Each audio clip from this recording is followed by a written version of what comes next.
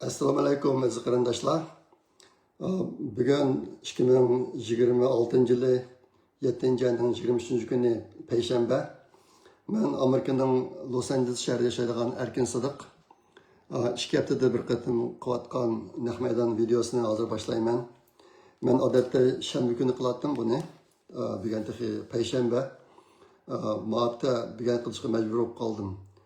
Sababi nima desanglar, men ataganda o'rnimdan turib, Amerikaning poytaxti Washington DC'ga yo'lga chiqaman. Aeroplanda o'tirsak 5,5 soat ketadi bizga. Ondan keyin bu DC rayoni Kaliforniyaga qaragancha 3 soat bo'ldir. Ashta boshqa uydan tanaqmagan chaqda o'rnimdan turib yo'lga chiqib, ashta qilsam DC'ga kash tarafda boraman. Shu shanba kuni DC'de bir mühim faaliyet var Uygurlarınki. Üzülmez Rişte degan bir faaliyet. Bunu Amerika Uygur Akademisi uğraştırdı. Bu faaliyet bir günlük. Asaslığı neymi desanlar, pişqidemler bilen yaşlarını özüne uçuraştırış. Muşu karakterdeki faaliyet burun 2 qatim bo'lgan. Men 2 qatim bo'lgan. Nayeti isli faaliyet bo'lgan uçağımı. Asaslığı bu qatim neymiş buldu desanglar 4 panel var. Her bir panelde 3 tane adam. Bunun içinde yaşlı adamı var, yaş çoğunlu adamı var. Şu özünki kasbi sahasida, ilim fan sahasida her xil sahadan netince kazangan kişiler. Şular özünki qatqaşlarını sözlep turdu. Ondan keyin savol javob qismi var buniki. Nayti bilimge to'lgan, bilimge boy ashta bir faoliyat bu. Şuna shanba kuni imkoniyati bor qarindoshlarning hammasi kelib qatnashinglar. Uyg'ur Akademiya nurg'un jafo chekdi bu ishni ulashtiramiz deb. Bu faoliyat kunduzi bo'ldi. Undan keyin shanba kuni kechda Uyg'urlarniki futbol musobaqasiniki eng oxirgi bir maydon musobaqasi shu kun bo'ldi ekan. Unga yapış murosimi bo'ldi deyman shu chog'da. Ati kechda, juma kechda Uyg'ur Amerika birlashmasiniki Dala serisi faaliyeti varken piknik Dala serisi faaliyeti. Bu faaliyetimde neymiş şu futbol oyunu kelgen, kasıcılardan kelgen Uygurlar için kıpaydı dep o'ylayman. Bu olsa onu umiklanlar. Meniki DC'de yıkılarım köp, dostlarım nayet köp. Sizlerge burun DC'ye basam alaqlaşıman degendim.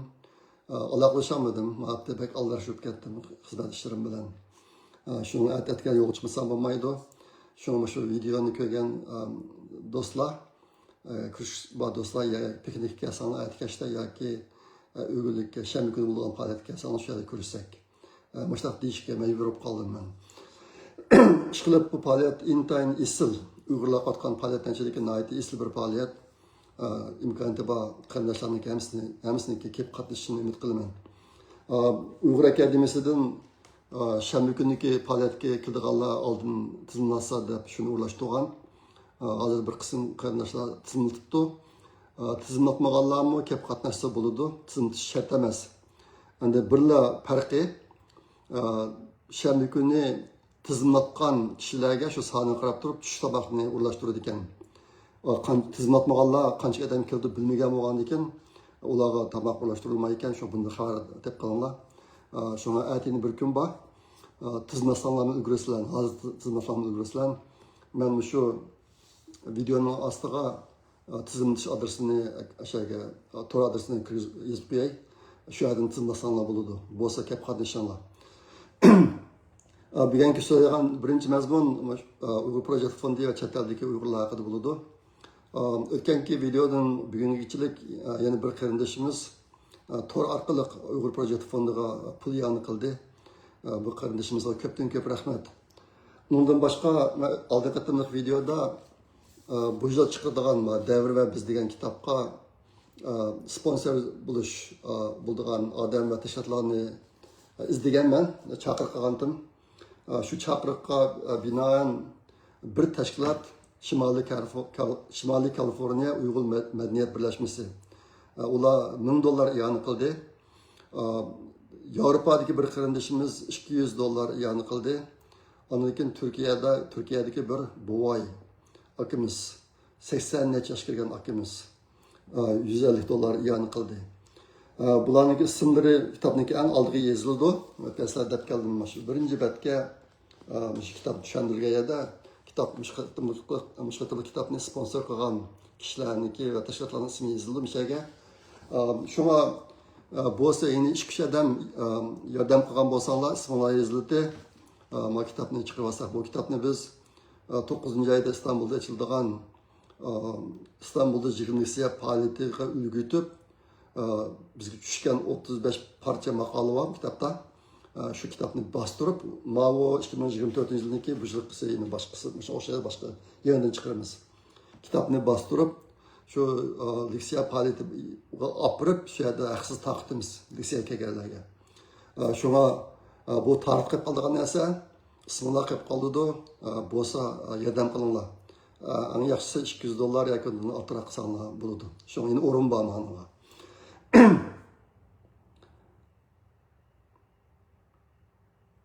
Meniki menbek ta'sirlangan bir narsa mushqa Yevropadan yani qilgan qirinishimizmi iqtisodiy ahvolini ancha yaxshi emas. Bundan tuan seviyedagi turmushni saqlab tutgan bir qirinishimiz o qirinishimiz yordam qildi. İstanbul'daki 80 yaşlık bu akımız. Bu akımız her yıl ben İstanbul'a böyle bir faaliyet kavaktimizde faaliyet kilidi. Ben bilen arkadaşım kurş vaktimiz. İqtisadi fal yaşamaz. Yine aşağıda durup yine millet için de yapmışlar aşağıdan kavatıdı. Ben bek təsirleme olağa. Olağa köpten köp rahmet eytim. Anladıkken mesela ötken qıtımlıq videoda Pahrim.com degan bir Tor Uyghur kitaplar kütüphanesi kurulganlığını degandim. Onunla 2100 parçada kitap, PDF kitap, el kitap. Andiken 1000'den artıq naqşlar qo'yilganligini dedim. Bu azı eçvitildi. Undan foydalansanlar bo'ladi. Andan keyin Kakkof degan tor beti, bu yolg'iz tor beti emas, undan kuchliroq narsa endi. Onu mu yaqında bu meni aytib da men otibdi. Men yaqında chiqayotgan narsalarga ancha muncha diqqat qilib qo'yaman. Ish gapni oldida buningki a'zosi 3500 bo'lib ekan. Bu da men otibdi. Onundan başqa degan sizlarga men yana bir narsani demoqchi. Bir gruppa Uyg'ur inlarimiz hozirgi sun'iy aqldan foydalanib islashdan birini qilyotidi. Uni nima desanglar bir torbeti, sun'iy aql bilan qurollangan bir torbeti. Aştaq bir torbetini quryotidi. Buningga eng dastlabda Uyg'urlarchadagi eng donaliq kitobdan 400 dona kitob qo'yilmoqchi. Bu proyektga Uyg'ur projekt fondi biz yordam qildik. Bu ish boshlanib bo'ldi hozir. Torbetimi uchiq ko'rasizlar. Buniki alayligi agar sizlar sun'iy aqlni ishlatgan bo'lsanglar, masalan ChatGPT degandek. Sizlar bir kitobniki ismini kirgizib, bu kitobniki mazmunini xulosalab 300 sözünü eşlik etmesi uzunluğu desanglar 300 sözge yığınçaqlab kitobniki mazmunini xulosalab turdi. Avtorini tushuntirib bersanglar, avtorining tarjimalini deb turdi. Ondan keyin shu mazmunda bunday mazmun bormi ekan deb so'rasanglar, shu mazmunni chiqarib turdi. Sun'iy aql ashta kuch qo'yib ketdi hozir. Mamu Tor kütüphanesi, Uyg'urcha kitoblarning kütüphanesi, lekin bunda sun'iy aql bor aytaman degandek.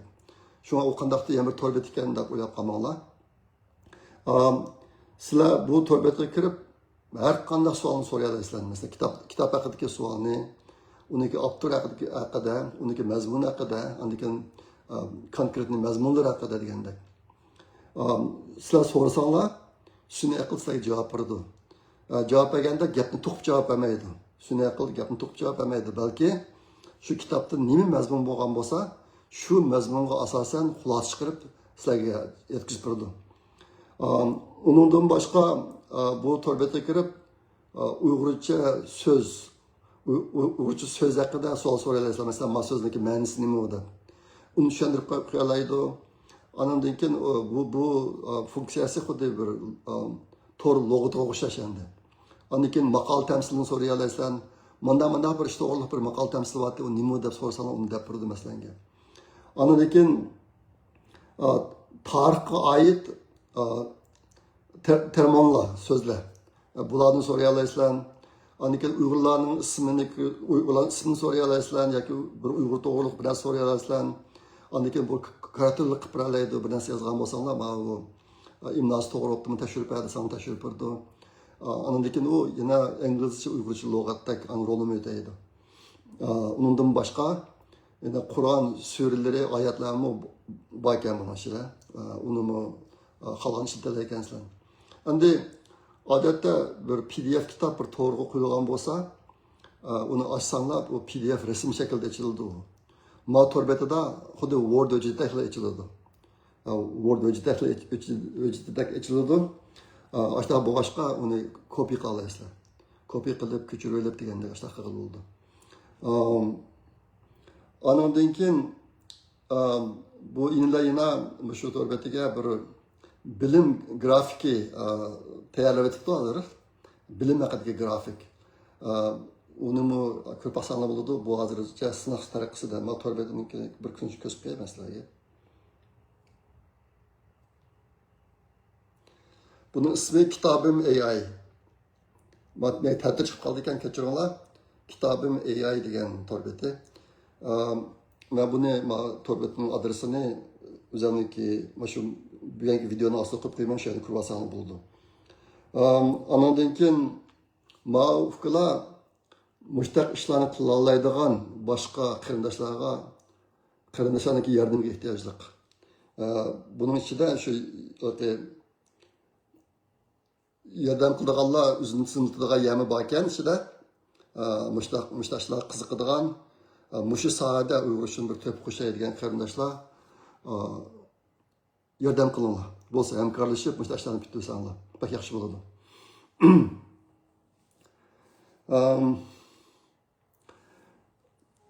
Ehtimal diqqat qildinglar, men yaqinda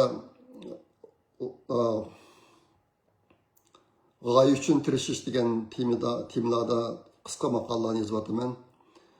Uni nimishga yozishga boshlaganligimni sizlarga tushuntirib qo'ydim. Buni ba'zi maqolalarniki beshida bu gaplarmi bor. Hozir men buni dastlabda Facebookga chiqaryapman. Undan keyin marifat.com meniki 2005-yillari qurgan vatandagi Uyg'ur yoshlarga yordam qilish uchun qurgan torbetim hozirmi uchuq. Marifat.com degan torbeti. Har qatim yozgan maqolalarni shu chiqarib qo'yapman. Shunga men Facebook chiqargan maqolalarning to'liq nusxasi torbetida bor. Undan boshqa yaqinda buni men boshqalarga o'qitib, uni YouTube videosi qilib, YouTube kanalimga qo'yib qo'yapman. Andan keyin YouTube'niki adresini, programniki adresini WhatsApp'larda taqib, Facebook'ga chiqarib qo'yapman. O'qib beqinglar, anglab beqinglar. Hozir qadar bu ishlarning unumi men o'ylagandan yaxshi bo'ldi. Facebook'ga chiqargan maqolalarni ko'rganlarning soni har qatim 10 mingdan oshyapti. Yaqinqi vaqtlarda biroz umidsizlanganman. Nimishqa desa, uyg'urlarchada biroz o'qiydiganlar, yozadiganlar odam bora-bora azlab ketyapti deb. Lekin ma'nosiga qiziqish qilib obdan bo'lyapti. Xush bo'ldim. Rahmat sizlarga. Andan keyin hozir yana bir yangilikni sinayapmiz biz. Uni nima desanglar, meni maqolamni aslida o'qib turganlar bordi, bir nechalarni tayyor davomli. Yaqinda Yaponiyadagi G'ayrat Kenji inimiz shu AI'lardan foydalanib Uyg'urcha maqolalarni o'qib turgan mushtaq bir iqtidorni hozir taraqqiy qildiryapti. Uni sinov tarqisida bir nechalarni qilib boqqanda, shuning bilan chet eldagi qarindoshlarga sun'iy aqlniki kuchini bir tushuntirib qo'yish nuqtasidan meniki maqolamni hozir AI'ga o'qityapmiz. Hozir YouTube chiqargan videolar, yaqinda yangidan chiqargan videolarni AI o'qigan. Ma birsini hozir qo'yib beray anglab beqinglar. AI qancha o'qiydi ekan. Bu AI o'xshamagan odamlarni do'rab o'qiydi ekan. Shunga mening planimcha 4 tak odamning ovozini do'rab o'qib boqmoqchi. 4 maqolani. Undan keyin mening o'zimning ovozimni do'rab o'qiydiganmi, uni musobaqaga deb o'ylayapman. Qarab boqaylik, uni qanday bo'ladi. Faqat bo'lmay qolib qolsa, yana burunqi texnikaga qaytsak bo'ladi, burunqi usulga. Ma bir sonla taqinglar. Kishanlar taqinglar. 5 yılda fakat 3 qatimli kino ko'rish. Erkin Sidiq 2026 yılı 7 ayının 4 günü. Payshanba ko'pinchimiz to'liqsiz va to'liq o'tir maktabda o'qiyotgan mezgilda g'oya tanlash, nishon tiklash va qattiq tirishish degan so'zlarni ko'p anglab boqqan. Men shundoq oliy maktabga chiqqandan keyin men bu haqda xili ko'p izlandim. NASAda ishlagan 20 yil jarayonida bu sohadagi bir qancha ilmiy leksiyalarga qatnashdim. Xili ko'p yoshlar uchun Abaydan deganimdek bu YouTube kanalımda var. Şu yerda anlap baksanız buludu. Amerika'da 1950 yılları şu muvaffakiyet kazanışındaki sırlarını içiş haqida bir daydı çoğun işler kılıngan. Bazı kişiler 30 yıl vakit sarf kılıp neçe minliğen muvaffakiyet kazangan adamlarniki muvaffakiyet kazanış sırlarını egallab, ular bilan suhbat o'tkazib, undan keyin bir kitob o'tira chiqqan, ikki kitob o'tira chiqdi amaliyotda. Uniki birisi o'ziga tortish qonuniyati degan kitob. Men bu kitobni maqola qilib, ko'p qismli maqola qilib, uyg'urcha uni boshqa taqatgan ayni vaqtda vatanda to'batlarga chiqqan bu. G'oyani reallikqa aylantirishning sırlık kanuniyeti degan. G'oyani reallikqa aylantirishning sırlık kanuniyeti degan temada. Men o'zim bu g'oyani amalga oshirishniki amaliy ishlarni oldida qilib, bunday kitoblarni keyin o'qidim. Bu kitoblarni 10 yillarning oldida o'qidim. Uni burun amaliyotda qilganman uni. Ashta boshqa bu kitobni ko'rgan vaqtimda xuddi bir go'har deb qolgandek, nihoyatda yaxshi tushunib o'qidim uni. Yaqin chet eldagi yo'nalishda umumizlik tushkilish bor. Vatan ahvoli nacharlashib kelyapti. Hozir dunyoda adolatsizliklar ko'p bo'lib ketib, Uyg'urlarniki ishi bo'lgan sari xalqaro sorunning o'rni ololmay tuanlab ketib bordi. Ashta boshqa işimiz bek pişti, nurgullarımızın işimiz pişti. Şunu olama yakında üzerindeki emniyetlerini tasvirleydiğen kısa makallarini yazıp çıkarıp ataman. Okup yapmalar onu. Onu okup bulup anadaki gayeni reallik aylandırışının sırlık kanuniyeti degen a makalını okusanlar nurgun dersini düşünerler. O makala Meripet Torbet'e de var. Ben çıkan kitaplardan var o. Şuna aşağı bir ufaksanlı bulundu. Bunu asas maksadım, ben üzerine emniyeti de besip öttüm.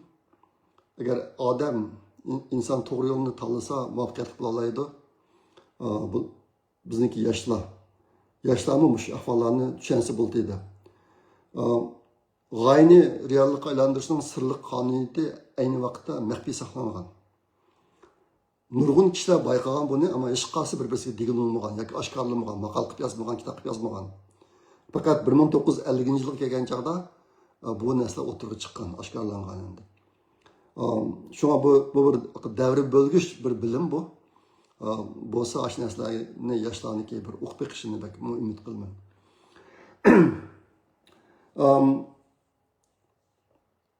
Chet eldagi yaqinda cho'naq bo'lgan yana bir xabar, Germaniyadan Arafat Adil degan bir inimiz Xitoyga qaytarilibdi. Düşkün qaytarildi ekan degan gaplarni anglagandim. Tunugin degan ijtimoiy tarmoqlarga qarasam qaytarildi degan gaplarni ko'rdim. Ko'nglim bak yerim bo'ldi. Uyg'urlarning boshiga kelgan bu zulm, fojialar tugamayotdi. Mana ajoyib hozirgi vaziyatda Germaniyadagi bir demokratik davlatniki Uyg'urlarni Xitoyga qaytaritishi ajoyib ish endi. Bu to'liq ko'p so'zlamayman. Hozir ijtimoiy tarmoqlarda bakchiq bu ahvollar shu yerdan ko'riladi. Bugun sal kechiringlar meni.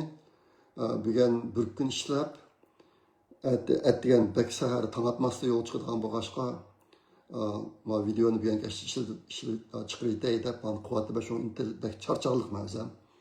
Shunga ba'zida gaplarim to'g'ridan chiqmay qolib qolsa, afu qilinglar. Bugun so'ragan ikkinchi mazmun vatan haqida. Hozir vatan haqida hech qanday videolik hammasidan bo'lib ketdi. Odam hayron qolarlik darajada. Xitoylar bir qattiq cheklayotdi. Uyg'urlar ustidan yurgizgan jinoyat, irqiy qirg'inchilik, dunyoniki mush ishlarni dunyoniki nazaridan tutashtirimiz yo'q qo'yitimiz deb hozir Xitoy bektirishyotdi. Uniki bir tutgan tadbiri vatandagi reallikni ko'rsatadigan videolarniki sir chiqib ketishini qattiq cheklash. Men shu deb tushunyapman. Men faqat bir video ko'rdim. Bu sizlarning xabaringiz bor shuni qilib ketdim. Bana kaç bakire vallahi kasa. Bana kaç bakire vallahi kasa.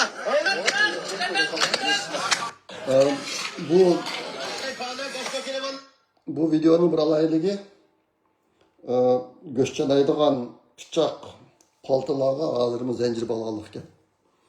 U jihatda hech qanday o'zgarish bo'lmabdi. Xitoy garchi o'ziniki xalqaro obrazini yaxshilash uchun bektirishayotgan bo'lsa-mu, u jihatda hech qanday o'zgarish bo'lmabdi.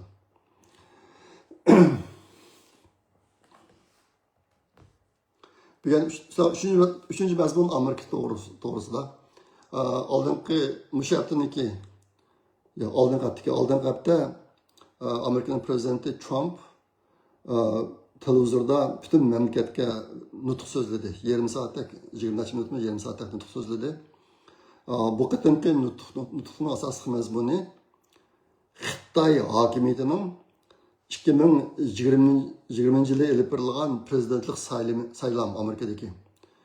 Shu saylamda Xitoyniki qanday ishlarni qilganligi edi, pash qilgan. Ashta bir nutq bo'ldi bu. Faktlar bilan, nurg'un faktlar bilan masalan bir qism bilatlar Xitoyda beslabdi, xaljiq bilatlar.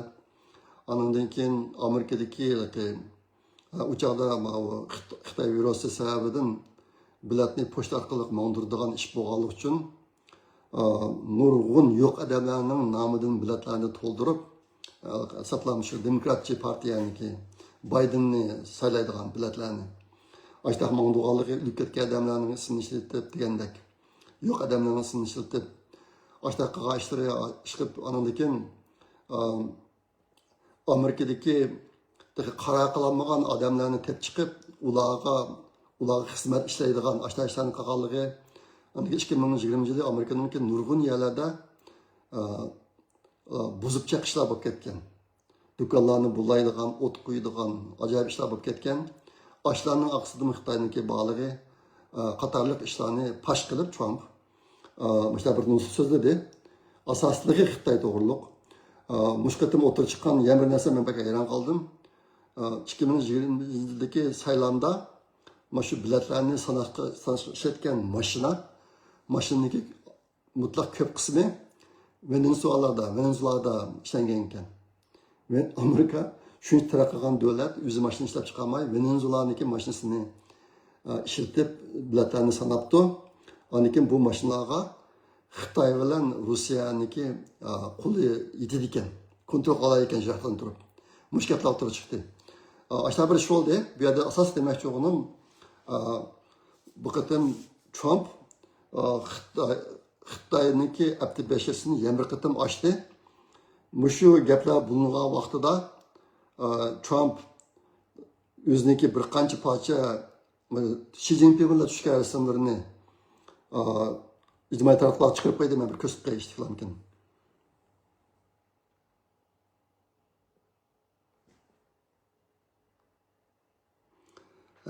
Hamisi qarasanglar Xi Jinping kulimsirab xushomat qilayotgan Trumpniki qapiga turgulik.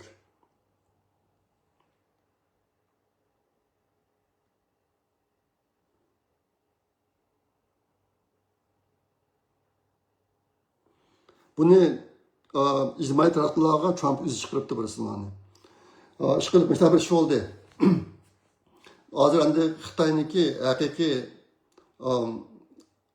qiyofatini pash qilish, dunyoga oshkorlash hayotda ajoyib ishlar bo'lyapti yaqinda. Andan keyin Amerikadagi kongressmenlar ichidami hozir Xitoyniki Amerika'daki yerlerini setip alayotgan, Amerika'daki her xil institutlarga, mesela Ali mekteplarda deganlarga o'zining adamlarini tiqib atgan, şu orqali Amerika'daki bexatarligiga eg'ir tahdid solayotgan ishlarini o'tira chiqaryapti. Aniki yana birisi shundan bilan endi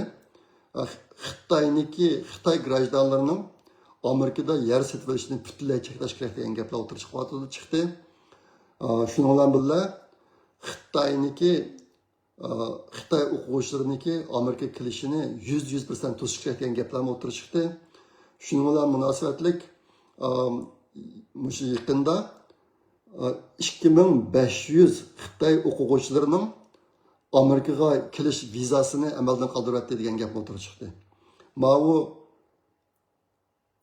shu nima ekan? 2500 Xitoy o'quvchilariniki vizasini amaldan qoldirishga bir qism organlar Amerika hukumatidan talab qildi mushtaqa ishni. Mushtaqa ishlar o'tira chiqyapti. Endi hozir Amerikaning nazarida Uyg'urlarmi Xitoyniki grajdani, vatandagi Uyg'urlar qilib qolganlari. Endi agar mushta amalga oshsa, Uyg'urlarning Amerikaga kelishini yo'lini butunlay to'sib ketadi. Shunga bu yerdagi muhim bir narsa Amerika hukumatiniki daftarida Uyg'urlarni Xitoy emas degan mushtaqa bir salohiyatni amalga oshirish uchun bir ish qila olgan bo'lsak yaxshi bo'ladi. Men bu to'g'risida ko'p dedim. 2000-yildan bu gap o'tirib chiqqan aslida. Masalan, men chiqqan 2020-yillarda Tibetliklarni Amerika Xitoy grajdani deb hisoblamaydi. Uyg'urlarni mushta deb hisoblanmasin degan. Agar mushta bir salohiyatga erisha olsa Uyg'urlar maaşlarniki Uyghur o'quvchilarga ta'sir etmaydi. Unda bo'lmaydi ekan, agar Xitoy grajdani o'quvchilarniki Amerikaga kelishi cheklanib qolsa, hozirgi ahvolda Uyg'urlar shunchaga kirib qoladi endi. Yani amaliyotda hozir vatandan chet ellarga o'qishga chiqayotgan Uyg'ur o'quvchilari bormi yo'q, buni bilmayman men.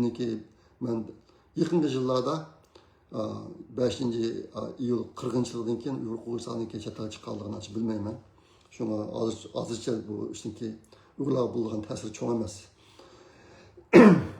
Yaqinda Amerikada bo'lgan yana bir qiziq gap, bu New York shahriniki shahar boshlig'i Zohran Mamdani bir narsalarni deb qo'ydi yaqinda. Agar Netanyahu BDT'niki yig'inga qatnashaman deb New Yorkga kelsa, men uni qo'lga olaman deb. Dastlab deb жүрген, bu bugungi ahvollarni tekshirib baksam, Mamdanimi Netanyahuni qo'lga olish qonuniy huquqi yo'qligini o'qibdi. Qonun yo'qligini o'qib, shunga uni men qila olmaydi ekanman, bo'lsa Amerika hukumati tashlab qolgan bo'lsa, u bir jinoyatchi degandek gaplarni debdi. Lekin uni oldida u bu yerlarda xil deb жүрген agar Netanyahu Amerikaga kelib qolsa, men qo'lga olaman degan gaplarni.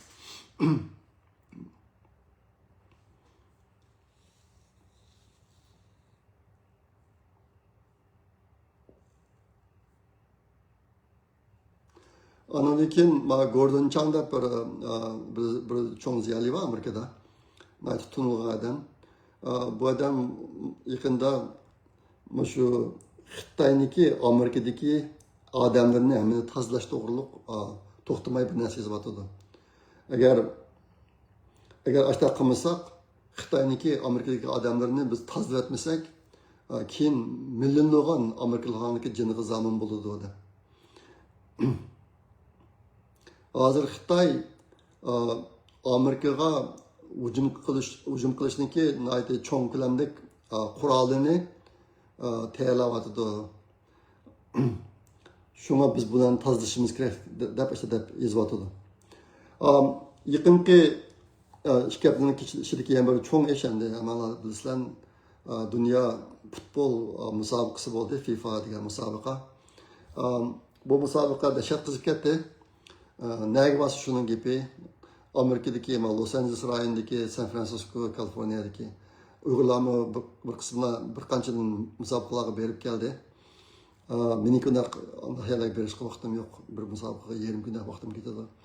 Shuni berib baxmadim, lekin televizorda ko'p qismlarini ko'rdim. Bu qatimki musobaqa 38 kun davom qildi. Jami 38 kun. 78 musobaqa bo'pti. Top maydoniga kirib musobaqani ko'rgan odamlarniki soni 5 million 600 mingdan oshibdi. Top maydoniga kirib ko'rganlar. Endi dunyo miqyosida televizorlarda ko'rdi, uni o'qiolmaydi. Bu qatimki musobaqada kirgan kirim 10 milliard dollar ekan. Tarixda eng jiq ekan, burun bunday bo'lmabdi ekan. 10 milliard hozir endi bu musobaqa 8 yilning oldida deyman. 8 yilning oldida 32 ekandik. 4 yilning oldida 64 ga berib ekan, bu qatim 78 ga chiqibdi. Ikki qatim bundan ko'paytimiz degan gaplar o'tirib chiqibdi bu qatim. Ishqilib sirt ko'rinishda bu qatim Amerikada ansirash qilib bo'lgan. Shu musobaqa jarayonida bir ish bo'lib qolamdi ekan deb. Bo'libmi Trumpni qiyishilgan odamlar musobaqadan foydalanib bir voqea tug'dirib, shu orqali Trumpga texnologiya bism ishlatadigan propaganda qilmoqchi deb ashlatib olgan. Ammo biror voqeami bo'lmadi. Voqea bo'lmadi degan gap hech qanday urinishlar bo'lmoqda degan gap emasku. Amaliyotda nurg'un urinishlar bo'libdi. Amerikada FBI'dami 20 mingdami chiqib intanjiq odamlar shu butun musobaqa maydonlarida qo'dash ishlarini olib beribdi. Andan keyin uchquchisiz aeroplan Johndan 700 netib tushiribdi o'sha qatim musobaqa jarayonida. Asli o'qitish qilgan ekan musobaqaning atroflariga John uchatishga bo'lmaydi deb.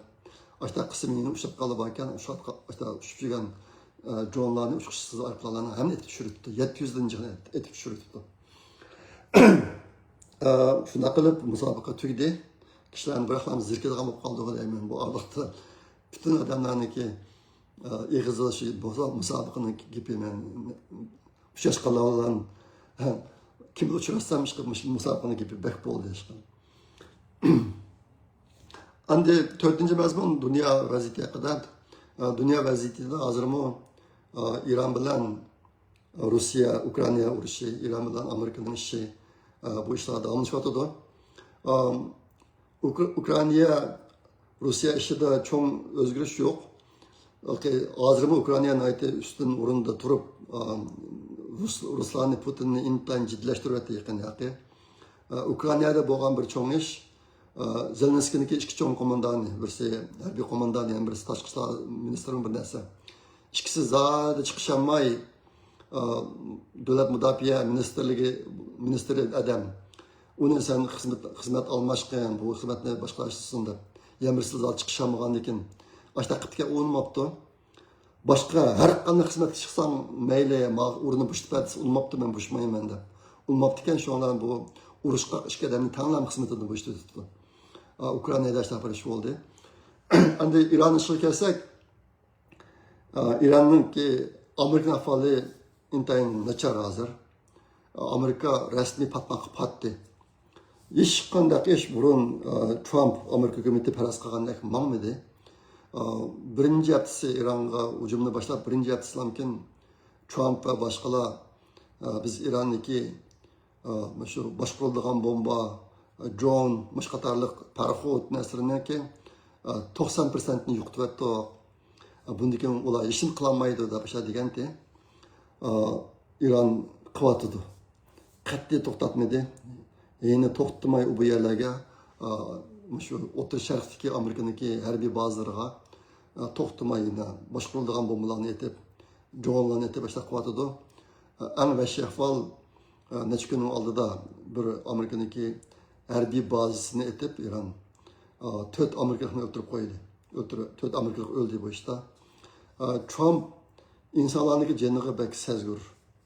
Hatta bu boshqa İran'ın partlatgan çağdımı imkan var.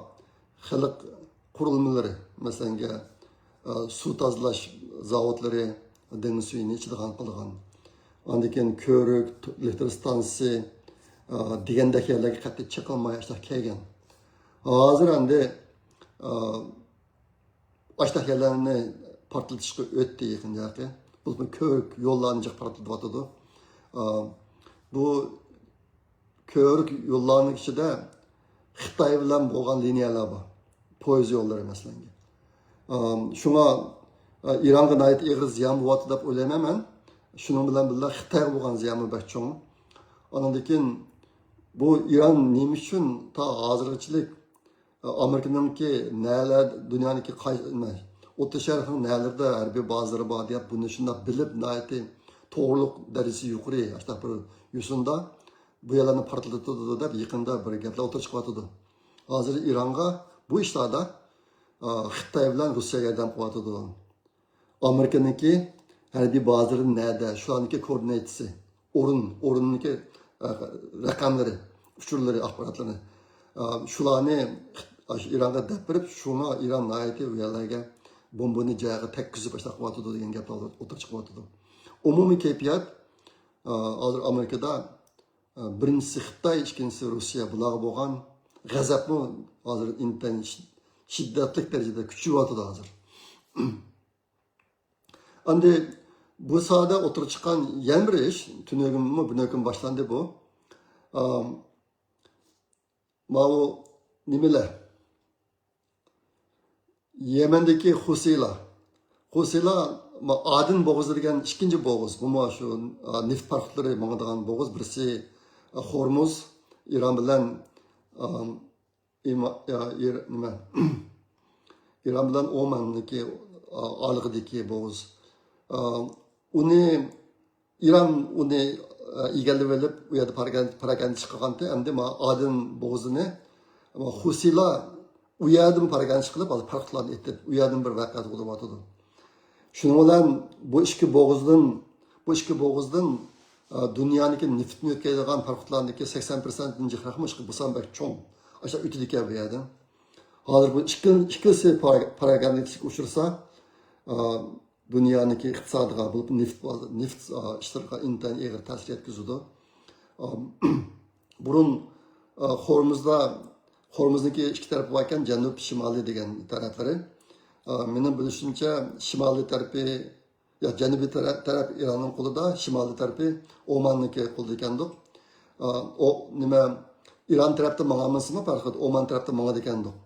Hozir tunugundimi boshlab İran biz Hormuz bo'g'oziniki Oman tarafigami yarasiga suasti bombalarni quyatdik. Farqlar o'sa portlaydi. Uzanılması olsan da bu gaplarni o'tirib chiqyapti.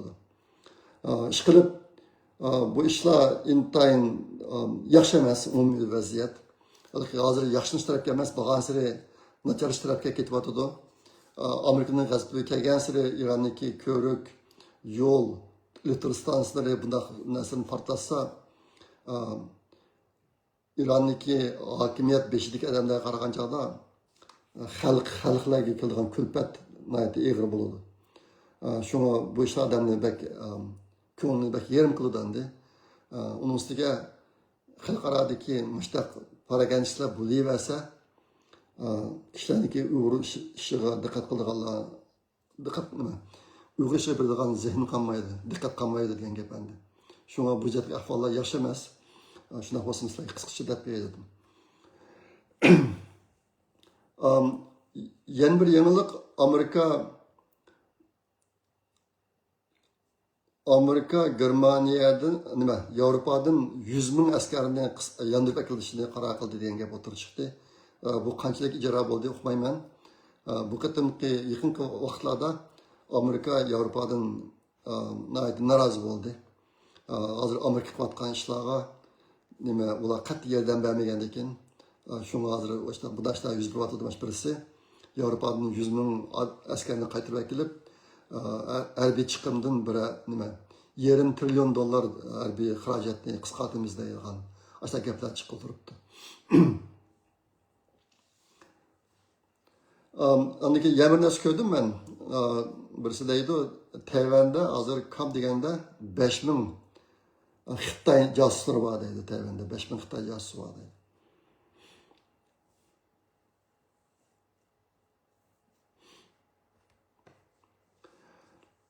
Endi Xitoy to'g'riq bir necha yig'izga qilib qo'yay. Shuningdek qilib İran Amerika urushi, mush urush tufaylidan Xitoyniki neft import miqdori 44% kamayib ketibdi. Bu intayin eg'ir ahvol Xitoy uchun. Xitoyda neft bo'lmasa, sanoati intayin eg'ir darajada buzg'unchilik uchraydi. Shunga neft 44% ozib ketibdi hozir.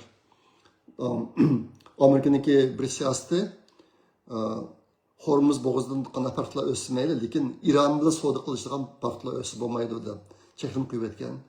Shunga Iron bilan savdo qilishgan farqlarning nurg'unlari Xitoyning farqlari amaliyotda. Ashta boshqa u yerdan moya kelmaydi. Ashtadan neft importi 44% kamayibdi. Hozir Xi Jinping intayin yolg'iz qoldi. Intayin ichinish darajada yolg'iz qoldi. Men o'tgan darslarga birsini yozgan narsani o'qidim. Kishilar yana Xitoy Tayvanga hujum qilish tayyorlab qilyotdi, bu degan gaplarni deyotdi. Men sizlarga deb kelyapman, Xitoy Xi Jinping Tayvanga qurolli hujum qilolmaydi. Hozir bu texmi shunday bo'lib qolyotdi. Nima qatab bo'lyotdi desanglar, hozir Xi Jinping intayin yolg'iz qilib 70 tak amaldor, harbiy amaldorlarni qo'lga oldi bu. Harbiylar ichidagi harbiylarniki yuqori qatimida Xi Jinping bo'lgan norozilik intayin kuchli. Lekin ifodalaganlarning hammasi tozlanib ketdi. Qolganlari ifodalanmay yigit turganlar turyapti hozir. Lekin agar Xi Jinping Tayvanga hujum qilamiz deb qurol o'qlarni taqitib, hamsi urra deydi desa, nurg'unlari Tayvanga emas, Xi Jinping qarta Xitoy hokimiyati qarta o'q etishi mumkin. Xitoyning tarixida bo'lgan bu burun teshlar, burun bunday ishlar bo'lgan. Yaqinqi vaqtlarda bo'lgan bu ish. Hozir bu shu ahvol intayin eg'ir hozir. Shunga Xi Jinping o'zining askarlariga miltiq o'q taqitib Tayvanga hujum qilganlar deydigan holat yo'q hozir, mavjud emas. Ashta bu boshqa bunday urush bo'lishi mumkin emas. Amaliyotda agar bo'lgan bo'lsa, u nayt cho'ng omadimizdi. Butun dunyo uchun bir cho'ng omaddi. Xitoy gumron bo'ladi. Lekin undash bo'lmaydi. Xitoyniki iqtisod ahvoli intayin nachar. Bu albatta men sizlarga degan 44% neft importisini yo'qotib ketganini mushun bir sababi. Hozir Xitoyniki ichidagi cho'ng shaharlardagi ishlarni bilsanglar intayin eg'ir ahvollar bor edi. Ahvol intayin nachar. Endi degan bu koinot olami ishlar to'g'riliq bir narsa tayyorlamadim, vaqtim yetmadi uningga. Lekin olam texnikasi, olam iqtisodi degandek intayin tez taraqqiyot ketib bordi hozir. Men muhim yangiliklarni ufturliq Facebookga chiqarib qo'yaman. Shunga olam texnikasi sohada dunyoda nima ishlar bo'lib o'tibdi deb bu darslar qiziqadiganlar Facebook'ga kirsanglar, shu yerda ko'ralasizlar bir qism ishlarni. Elon Musk 5 yilgachilik oyga bir shahar quriyman deyotdi, o'zi kengayib bo'lgan shahar. Lekin SpaceX, Blue Origin bu ikkisi yer shariga yaqin osmonda shahar yasaymiz deyotdi. Million kishilik shahar. Burun biz insonlar yer sharidan boshqa yerda yashash to'g'ri kelsa, chuqur bir yangi planeta tepish kerak deb undaq o'ylaydik. Men bu NASAda yangi planeta topadigan teleskopning ishini 15 yil qildim. Men 15 yil ishlagan teleskop shu pat yaqinda osmonga chiqarildi. Undan bir qism xabarlarni anglaymiz. Lekin hozir kishilarniki tafakkuri o'zgarib, biz bosh planetani topamiz deb o'tirmay, uning ustiga u bosh planetalar bekchiroq. Herkes insonlar o'z ömrida normal ahvolda boramaydi yerga. Hozirgi insonlarni uxlatib qo'yib, bir 100 yilgacha o'g'anmaydigan, qeyrimaydigan, ashta qilib boradigan texnikalar to'g'riliq tadqiqot bor. Lekin u qachonqi bo'lib qolmaydi. Lekin hozirgi yangidan chiqayotgan gaplar, biz boshqa planetlarni tepib, shu yerga boramiz demay, planetlarni o'zimiz yassaqchi yasharini qashib olamkin deb hozir tafakkur mushtarak qilib ketyapti. Shunga dunyoda ajoyib ishlar bo'lib ketib bordi. Har qatim mana shu narsalarni ko'rsam, shunda ko'nglim yerim bo'ldi. Nima desanglar, biz Uyg'urlar olib qoldik bunda taraqqiyotdan. Vatan ahvolini bilsizlar, Xitoylar hozir Uyg'urlarni tabiiy fanni o'qitishni intayin ozlayapti meni bilishimcha. Shunga bu sohalarga kiradigan odamlar yo'q. chet elliklarni holini dan bilamiz. Hozir dunyo alam taraf ketyotidi, Uyg'urlar ham taraf ketyotidi. Intan ichinish ahvoli. Har qattim mushtaq narsalarni ko'rsam ko'nglim yayrab ketadi meniki. Bunu da bilmem so'zday abayda men deganda sal charchagan ahvolda qildim mana shuni.